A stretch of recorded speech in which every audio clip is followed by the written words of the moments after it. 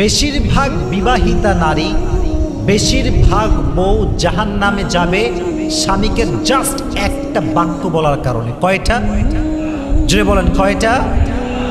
এক অবাক করা হাদিস শুনে আমার হৃদয়ে একটা আঘাত লেগেছে যে নারীরা কেন জাহান্নামে যাবে।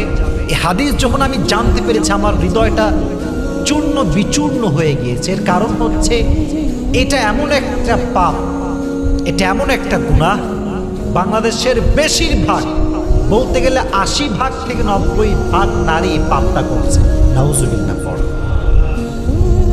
বেশিরভাগ নারী তার স্বামীকে একটা কথা অলওয়েজ বলে। বেচারা স্বামী সারাটা জীবন স্ত্রীর জন্য খাটে, পায়ের নিচে খোসা পড়ে যায়, মাথার ঘাম পায়ে ঝরায়, সারাটা দিন রোদের ভেতরে কাজ করে বেড়ায়, বাসার বিল সে দেয়, গ্যাসের বিল সে দেয়, সন্তানকে সে চালায়, স্ত্রীর হক সে আদায় করে, শ্বশুরের হক আদায় করে, শাশুড়ির হক আদায় করে, সারাটা জীবন সে তার স্ত্রীর খেয়াল রাখে।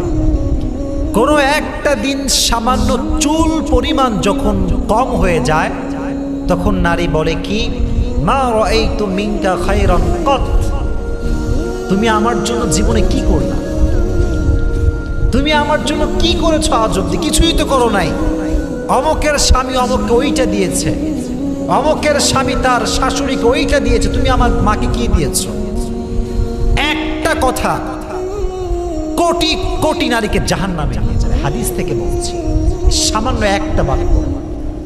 তাকফুরনাল আশির। বেশিরভাগ নারী অকৃতজ্ঞ হয়, স্বামীর কৃতজ্ঞতা আদায় করতে জানে না। স্বামী যে এতটা স্যাক্রিফাইস করেছে স্বীকার করতে চায় না। আর মাথায় রাখবেন, যেই নারী তার স্বামীর স্যাক্রিফাইসকে নিজের মুখে এটাকে স্বীকার করতে পারে না, সেই নারী কখনো সুখী হতে পারে না। আর যে নারী কথায় কথায় বলতে পারে আমি ভালো আছি, আমার স্বামী আমাকে ভালো রেখেছে, আমি আলহামদুলিল্লাহ ভালো আছি, তার পুরো জীবনটাকে সুখময় করে দেয় একজন, তিনি কে? এজন্য বোনদেরকে বলছি, বোনেরা মাথায় রাখবেন, স্বামী হচ্ছে এমন একটা জাত, স্বামীরা সবসময় মুচকি কথার, মুচকি হাসির পাগল হয় আর মিষ্টি কথার পাগল হয়। তারিক জামিল একটা কথা সেদিন বলছেন, আমি আজকেও কয়েকবার শুনলাম।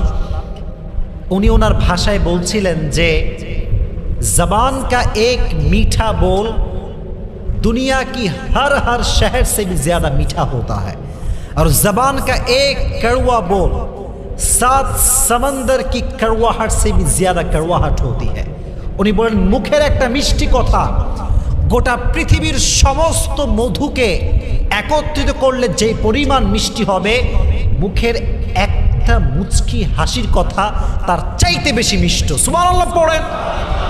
আর মুখের একটা তিতা কথা গোটা বিশ্বের 7 সমুদ্রকে এক করলে যে পরিমাণ তিতা হবে, নোনা হবে, তার চাইতে মুখের একটা তিতা কথা আরো বেশি তিতা।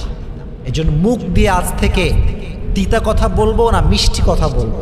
একটা হাদিস বলি, উম্মে সালমা রাদিয়াল্লাহু তাআলা আনহু থেকে বর্ণিত, নবীজি বলেছেন, যদি কোনো মেয়ে এই অবস্থায় মারা যায়, এদিকে তাকাও, যদি কোনো মেয়ে এই অবস্থায় মারা যায় যে তার স্বামী তার উপরে সন্তুষ্ট ছিল, আল্লাহর জান্নাত তার জন্য ওয়াজিব হয়ে যাবে। তো জোরে সোরে পড়েন সুবহানাল্লাহ। এজন্য স্বামীকে বাজে কথা বলা যাবে না। নারীর জীবনে স্বামী হচ্ছে মেইন ক্যারেক্টার। যে নারীর জীবনে স্বামী আছে তার জীবনে সব কিছু আছে। যে নারীর জীবনে স্বামী নাই তার জীবনে কেউ নাই। যে নারীর জীবনে স্বামী নাই সে নারী সমাজের বাবার কাছে, মায়ের কাছে, ভাইয়ের কাছে, বোনের কাছে একটা বোঝা হয়ে যায়। এজন্য মেয়েদের জন্য স্বামীকে মূল্যায়ন করার দরকারটা আছে না নাই? আল্লাহ মেয়েদেরকে এটা বোঝার তৌফিক দান করুক। সকলেই মন খুলে পড়েন আমিন।